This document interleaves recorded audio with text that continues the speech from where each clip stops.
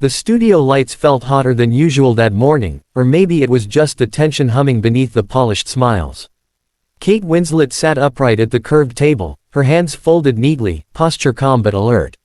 She had been on countless talk shows over the years, fielded intrusive questions, laughed off awkward moments, and redirected conversations with grace. This, she assumed, would be no different. The View had invited her to talk about her latest film, a deeply personal project that explored aging, identity, and the quiet resilience of women. Kate had prepared thoughtful answers, anecdotes from the set, and a few gentle jokes. What she hadn't prepared for was the edge in the room. Joy Behar leaned back in her chair, scanning Kate with a familiar half-smile that hovered somewhere between curiosity and challenge. The earlier questions had been routine enough, about awards season buzz, about working with younger actors, about how Hollywood treats women over 40. Kate answered honestly, as she always did, speaking with warmth and conviction. The audience applauded politely, and the co-hosts nodded along. But then Joy tilted her head and said, "You've always been very outspoken about body image, Kate. Some people say that kind of talk puts unnecessary pressure on young women. Don't you think constantly pushing back against beauty standards just keeps the conversation alive in a negative way?" The room shifted. It wasn't an outright attack, but it carried a sharp undertone. Kate blinked once, then smiled faintly. She had heard variations of this question before. "I don't see it that way," Kate replied calmly. "For me, talking about it isn't about negativity. It's about honesty. Silence is what kept a lot of us feeling ashamed for years." Joy raised an eyebrow. "But isn't there a point where it becomes performative? I mean, you're a successful, wealthy actress. Do you really represent the average woman?"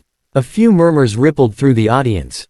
One of the co-hosts shifted in her seat, sensing the change in temperature. Kate's smile faded, replaced by a thoughtful, steady expression.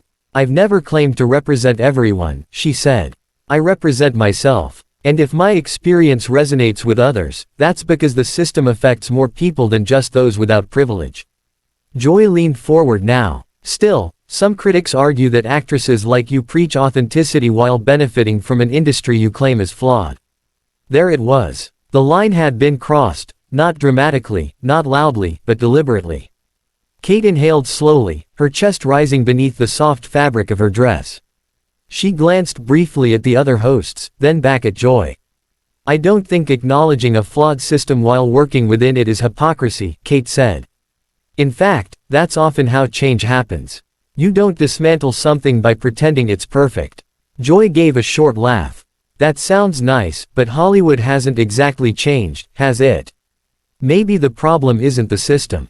Maybe it's unrealistic expectations." The audience grew quieter. The cameras lingered on Kate's face, catching the moment her patience thinned, not into anger, but into clarity. When she spoke again, her voice was still controlled, but firmer now. "With respect, Joy, when young actresses are told to lose weight to get roles, when women are paid less for the same work, when aging is treated like a career-ending disease, that's not an expectation problem. That's a power problem." A smattering of applause broke out before quickly being hushed by the studio cues.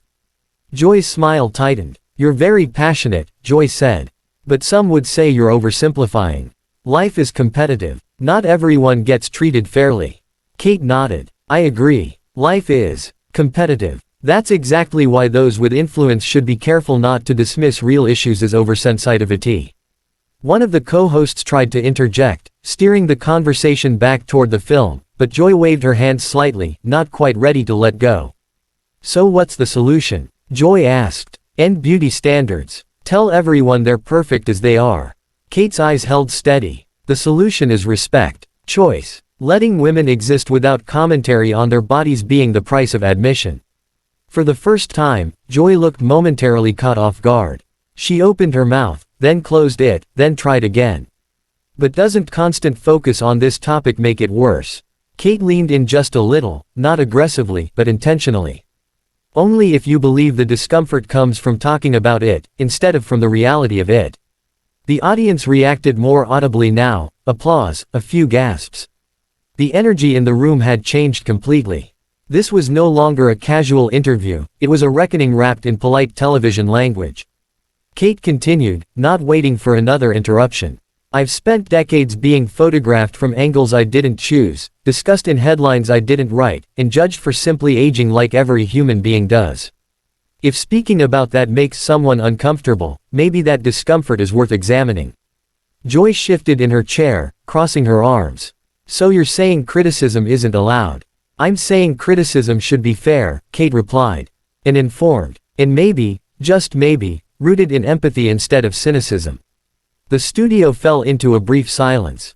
Even the cameras seemed to pause, lingering on the two women locked in a quiet standoff. The moderator cleared her throat, gently reminding them of the time.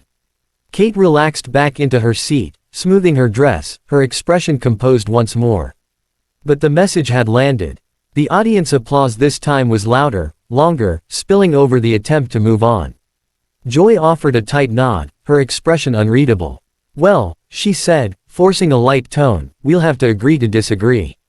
Kate smiled again, but this time it wasn't polite. It was resolute. That's okay, she said softly.